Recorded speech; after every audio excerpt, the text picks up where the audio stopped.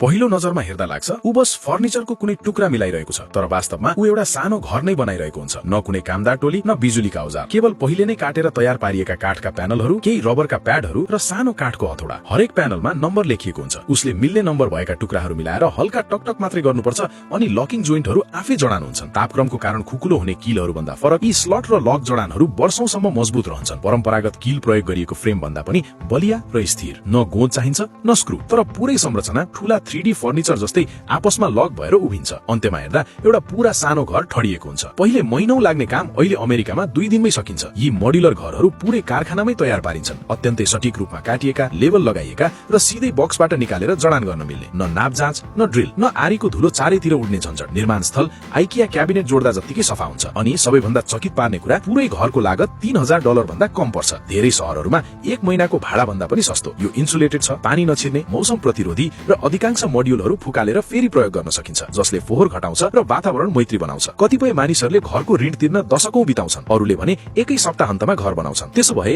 यदि तपाईसँग सानो जग्गा भएमा के तपाईँ यस्तो घर आफै बनाउनुहुन्छ कि कहिल्यै पूर्ण रूपमा आफ्नो नहुने घरको लागि भाडा तिर्दै बस्नुहुन्छ?